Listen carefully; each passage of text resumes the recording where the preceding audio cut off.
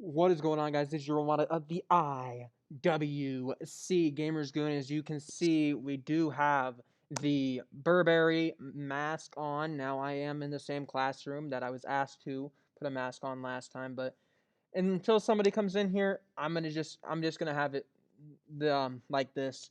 We'll see how that thing goes. But we have bigger and better things to talk about than my mask situation. We are in Takeover Night 1, Stand and Deliver. The first two-night takeover that they have ever had in NXT. This night felt like the beginning of a good week. I'm not going to lie to you. Going into this takeover, the matches and the card did not have as good of a build as it should have had. It didn't. We started things off here on this takeover with the pre-show. We had Zoe Starks versus Toni Storm. And now this match was the match on the card, if any, that I had major issues with. I do not support the fast forwarding here of getting Zoe Starks to where they want her to be. Now, if you look at the people that have been successful, you look at Io Shirai. She came in. She was a big household name when she came in. We all knew who Io was. Then you look at somebody else who climbed their way up, such as a Raquel Gonzalez, who had to sit in NXT for she was in there for at least, I don't even know how long. She was in there for a couple of years. But they just started bringing her in, and they just started making her dominant. It was more of a process with Raquel Gonzalez. Zoe Starks isn't anything special right now. I don't think she needs to be pushed forward. I would have had Toni Storm win this match. Zoe Starks ended up winning this match. She won this match via roll-up. Now, they've already given us everything that they can think of with Zoe Starks. Triple H, for some reason, has an infatuation with this woman. I swear, for some reason, Triple H treats this woman like Vince treats Charlotte Flair. He is in love with Zoe Starks, and he wants her to be the top woman in NXT. The way that it's looking, Zoe Starks is off on an incredible start, and I don't think that it should be fast forwarded that much with Zoe Starks. Was the match okay? I don't really care. I was actually driving back from getting my food, so I only caught the later end of this match, and I really didn't care much to go through the whole thing. It was a little bit of a long match, but it wasn't anything special. It really wasn't. At least not the parts that I've seen. I know a few people that said it wasn't really anything that great. So I'm not gonna say it was a bad match because I didn't watch the full thing, and I didn't feel like it was necessary to go back and watch a pre-show match that had a result that I didn't even think was necessary or deserving of. So I'm just gonna leave it at that with that one.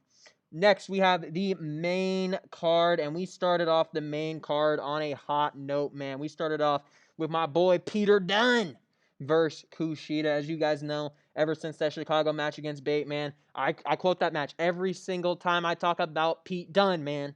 That is my guy. That is my guy, Pete Dunne. My guy went out there and he fought Kushida. This was a technical wrestling match as it was supposed to be. We had Kushida here. He sold his hand. We had a top rope into a hoverboard from Kushida, a hoverboard lock from Kushida. He kept staying on the arm of Pete Dunne. Pete Dunne got a rope break eventually. Kushida keeps targeting that arm with the hoverboard. But Dunne's able to escape that. He targets the hands once again. And because he targets the hands, it allows him to get a kick off on Kushida, which ends up leading in to the bitter end. And Pete Dunne picking up the win to start off TakeOver, NXT TakeOver, Stand and Deliver on a hot note. And starting off your WrestleMania weekend right, Pete Dunne getting the big win. Now, the one thing I do have to say about this match is it didn't have the proper build. And that's a lot of the match, a lot of the matches. Going into this, I think a lot of these matches, man, they could have felt even better. They could have felt like great, legitimate, great matches because these were some good matches. Like pure work rate, these matches were good, but there was no story to most of these matches, and this was one of those matches. So unfortunately, there was no story to this match really that made you invest in Kushida and or Pete Dunne. But it was a really good match at the end of the night. My only complaint is the storytelling. It's seeming like NXT is kind of starting to do what the main roster does, and that is purely just forget about stories. Like, you look at WrestleMania, man, a lot of that stuff was thrown together on the fly. And I'm not going to say this is necessarily that, but there wasn't much story to this, even though they're two good wrestlers. Then we get into the number one contenders match for the North American title. This is an elimination style match. Before I go on, I just want to get this out of the way because this is the first time I had the error. But Peacock, man, fucking Peacock sucks. It sucks, man. I had countless issues with it tonight. Whether it was the audio echoing or the screen going black for a few moments, or I'm watching a match with no audio for about a minute, or at two different points. And this was the first point, and then during the entrances of the main event with Io Shirai and Raquel Gonzalez, I had lagging problems where I had to exit my Peacock because it was freezing every 3 seconds and restart the whole thing. So, Peacock, fix your shit by Mania, please. Actually, fix your shit by tomorrow night. I do not want to deal with that again. I don't care how the fuck you fix your servers, but fix them. They need to be on par with what the WWE Network servers were immediately. Especially if you want to do it during a big Mania weekend and you want to do it during the biggest weekend of Evolve. You want to make this Peacock major debut, really, where everything is exclusively on Peacock for the United States viewers. Make it work. Make it work. Jeez, man. I know a couple of my friends had problems with it too. Indigo had some problems with it, and so did Joseph. Talked to both of them today. Man. Peacock, fix your shit. But we started this off with Leon Ruff and Swerve Scott. They started this off. That was followed up by Bronson Reed. The big boy, Bronson Reed. Then we got Cameron Grimes coming in with all of his money. His first thing he said, I'm going to pull out a wad of cash. I'm going to hand it over to Swerve. Swerve tucked it into his trunks. They started teaming up basically as if they were a tag team throughout this entire match. They were working together. Then we had Dexter Lumis come on into the match. And this is where we finally got our first elimination because Swerve Scott ended up pinning Leon Ruff. I said it and I'll say it again, man. As much as I loved the idea of somebody just winning it and becoming a household name like Leon Ruff, if that would have worked out for him, that would have been amazing. But, man, there was just no way he was winning this match, man. Absolutely no way. Then we had LA Knight come out. And believe it or not, LA Knight actually, he got a big elimination in this match. He pinned the guy that I thought was going to win the whole damn thing. He pinned Dexter Lumis. And I was shocked, man. I was shocked because he had that little ongoing thing going on with Johnny Gargano. So I assumed that Dexter Lumis would be getting the shot at TakeOver Night 2. But he didn't. He did not. So LA Knight ended up picking up the win, or picking up the roll-up over on Dexter Lumis, believe it or not. He kind of rolled him up during Dexter Lumis having Cameron Grimes actually in a submission hold. I believe it was called the silencer.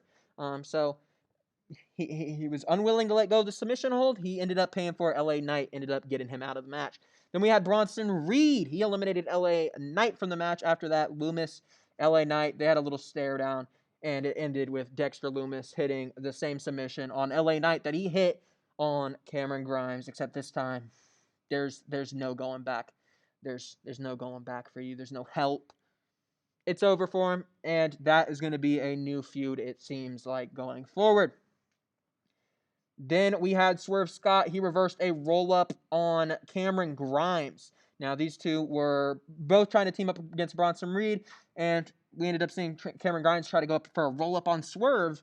Swerve ended up rolling through, held the tights, and he eliminated Cameron Grimes after stealing. Or I guess he didn't even steal. He took his money and then didn't accept the agreement, I guess. So he kind of just finessed him. And then we ended up going to see Swerve Scott. Yeah, Swerve Scott went and he grabbed Bronson Reed off of the top rope and dropped him onto the corner of the ring apron, the hardest part of the ring. That was a crazy spot. But then we had Bronson Reed. He ended up going for the big splash off the top rope, and he ended up pinning Swerve Scott. And we are going to see Bronson Reed versus Johnny Gargano now. That's a match that could be very interesting. I think 100% that Bronson Reed could win that match. It's going to be interesting. I didn't expect Bronson Reed to win. I really didn't. But I think it's going to be meant for a good match, especially because Johnny thrives in the underdog type of role. And I know he's not a babyface, but he's going up against a 300+ pound dude and Bronson Reed.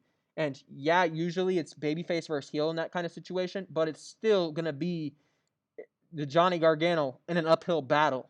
So Johnny Gargano in uphill battle is one of my favorite things to watch. So it should be a fun match between Johnny Gargano and Bronson Reed.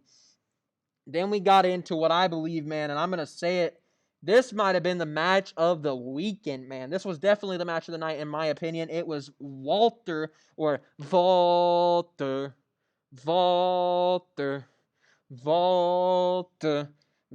Tommaso Ciampa for the United Kingdom Championship. I did not want to take notes during this match, man. I was just witnessing this perfection that was in front of us, man. If you wanted a hard-hitting match with chops, if you wanted perfect technical wrestling, if you wanted what was a perfect wrestling match, watch that match. Now, I believe this match could have been elevated with a fan base. And what I want, one of the notes I put down here is imagine if this waited another 3 nights. Imagine if this was on night 1 of WrestleMania with fans. This match would have been even better. That is pretty damn good. When I'm saying you're possibly the match of the year candidate in the Thunderdome, oh my God, what could that happen with fans? That match absolutely blew everything out of the water tonight, in my opinion. Ciampa and Walter tore the house down. That was by far my favorite match of the entire night. Ciampa here, he got pretty damn close to beating Walter, but he did not. This match, man, this match was just two of the best in the world going at it. Walter, obviously one of, if not the best in the UK scene. I would say he is the best in the United Kingdom scene. And then you got Tommaso Ciampa, who I've been an advocate for a long time, man. I've been an advocate for this guy. He's one of the best heels in the damn business, man. But we had Walter, actually, he targeted the neck, man. He kind of like snapped the neck with his ankles, man, of Tommaso Ciampa. That was led into a bunch of power bombs, and then he ended up hitting a huge chop, man. A brutal chop, man. You cannot pay me millions of dollars. I don't know what Tommaso Ciampa's getting paid, but you could not pay me millions of dollars to have no shirt and take a Walter chop, man. That is painful, man. That is painful. You cannot pay me enough for that. But Ciampa ended up losing here. Walter is going to remain your United Kingdom champion. He is not dropping that title anytime soon. If you think that Walter is going to lose the title, it is because he is going to relinquish the title. He is not dropping the title to anybody anytime soon. There's not a single man in the world right now that could beat Walter. And Bate came close. Dragunov came close. Ciampa even came close. But there's just nobody that can do it. There's just nobody that can do it. Then we got a kind of a vignette here of Frankie Monet. Frankie Monet. You might be asking me, hey, Gamers Goon, who the hell is that? That's my question, too. I know exactly who was in the vignette, but it was a little dog running up to Taya Valkyrie of Impact. I do know that she is signed, and it is Taya Valkyrie, not Frankie Monet. I'm hoping the dog's name is Frankie Monet, because if they name Taya Valkyrie Frankie Monet, that is a letdown. That is a fucking letdown. And I swear to God, I am not gonna call her Frankie Monet. That sounds like the dumbest shit I've ever heard. Even if that is gonna, that's probably going to be her name. From on this channel, she is recognized as Taya Valkyrie. She is not recognized by that name. That is a awful name for a wrestler. Frankie Monet. Sounds like one of those fashionistas in France. That, you know, the people that you go to and they dress you up and they get you a nice fit. Jeez, man. What is this? Fashion Week? Frankie Monet. Jesus. Get that shit off my television if that's the name for Taya Valkyrie. Leave her with her name. I don't care if Impact has the rights. Buy the fucking rights. You got millions of dollars from that Peacock deal. You got billions of dollars from that Peacock deal. You can either come up with a better name than that, or you can buy the damn rights for Taya Valkyrie. Those are your two options. Frankie Monet is not going to cut it. It's a terrible name. A terrible name. Then we get into MSK versus the Grizzled Young Veterans versus Legado del Fantasma. Now, this match, man, this was one of the best matches on this night, but I know a lot of people might say that this was a close one to Ciampa and Walter, but in my opinion, Ciampa and Walter cannot be touched. In my opinion, that match was just spectacular. It was the perfect wrestling match. Now, if you want to talk about a perfect tag team match, this is your match. But to me, the Walter and Ciampa match stole the entire night. Now, Vince McMahon, I don't think you were probably watching me, but I hope you were watching NXT tonight, and I hope you did what I did, and I hope you got a little notebook and you took down some notes, Vince. I hope you took some notes, Vince. Because what this triple threat tag team match did for the vacant tag team championships is it proved that tag team wrestling is fucking amazing. You want to know how to book tag team wrestling, Vince? Watch this match, because that is tag team fucking wrestling. Phenomenal match. Phenomenal match that MSK, the Grizzled Young Veterans, and Legado del Fantasma put on for us. Now, in this match, MSK, they were great. Especially Lee, man. He was amazing in this match. Wes Lee was. Then we have the Grizzled Young Veterans. Them in their own rights are great. Legado del Fantasma, man, they're great. Even Carter, man. Carter, he wouldn't let Wes Lee tap, man. They had him in a submission move, and yet you see Carter come on in. And he's crawling, and he won't let Wes Lee tap. He will not let him tap. He grabs his hand as he's going to tap. Doesn't let him tap. That brings up the momentum for MSK. Legado del Fantasma. They come on in. They break up that from the Grizzled Young Veterans move onto them. Then we had Legado del Fantasma. They had Wes Lee down. And they hit a kick onto him. And it ended up being a 2 count. Then we had Drake. He ran a Doomsday on the ramp to Jacqueline Wilde. And then on the other side, MSK took out Raul Mendoza. Zach Gibson, Eli Drake. They on the other side went face to face with Wes Lee and Carter.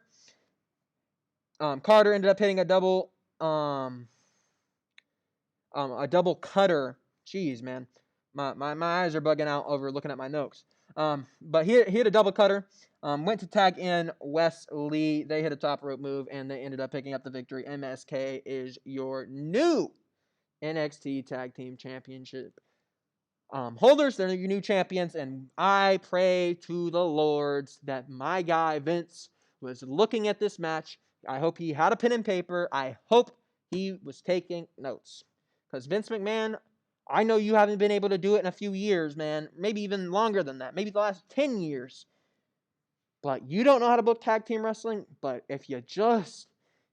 It's literally right on the other side, man. It's literally right on the other side, Vince. All you got to do, man, is it's like you're doing your homework, man. It's like you're doing your homework, Vince. And your mother's sitting next to you, or in this case, you'll be the father figure, whatever. It's like you have a problem in front of you because for work or something, and you are a father, and your son is sitting next to you at the table, and your son knows the answer to the question because he's taking the math class. He says, "Hey, Dad, I know the answer for you. You need help. But because Vince is a stubborn old father, he's like, no, I don't need help. I can do this on my own. And then he ends up fucking it up. And then he gets fired from his job. Except Vince is the owner of his job, so he doesn't get fired. If Vince got fired for every fuck up, this man would have been unemployed a long time ago. This man would have been bankrupt a long time ago. Luckily for him, he is the owner of the company, so you can't really fire the owner. So he has that going for him. But Vince, all you have to do is ask Triple H for help. He'll help you. He'll tell you, hey man, if you book the match like this, the fans will come back and enjoy your product. You wonder why your ratings on Raw are dropping? You wonder why everybody shit talks Raw? You wonder why everybody shit talks SmackDown? You wonder why everybody is talking about this fictional war between NXT and AEW, even though it's not really a war because it's 700K versus 600K or whatever, and AEW is constantly winning against the minor league WWE? That you treat like a minor league? Everybody knows that NXT is worth it, but you treat it like a minor league? All you have to do is ask for help. And if you asked for help, we wouldn't be in this situation, Vince. I hope you were taking notes. I really do. Then we got into the women's main event of night 1, NXT Takeover Stand and Deliver. We got into Io Shirai defending her NXT Women's Championship against Raquel Gonzalez. And I tweeted this out as soon as this match happened, man. I tweeted it out. I said, this is going to be Io Shirai's last NXT match. But before we got into it, they did show that Saray was signed to NXT, so that might be somebody to look at going forward to possibly be the next pillar in the women's division. But I definitely called it. Raquel Gonzalez dominated this match. After Io hit a moonsault in this match and Raquel kicked out, I said there's absolutely zero shot that Raquel loses. Raquel ended up hitting a one-arm powerbomb, ended up winning, and Raquel Gonzalez is your new NXT Women's Champion. Raquel Gonzalez is doing great work. Don't get me wrong. I absolutely love what Raquel Gonzalez has done in NXT.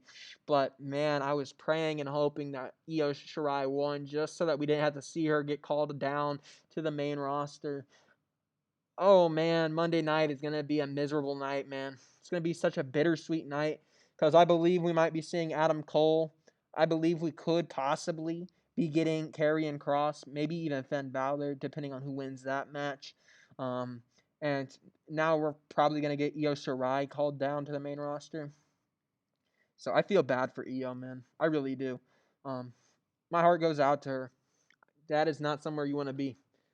Io was going to be much bigger and better than in NXT than she ever is going to be on Raw, just because Vince does not know how to book women on Raw, man.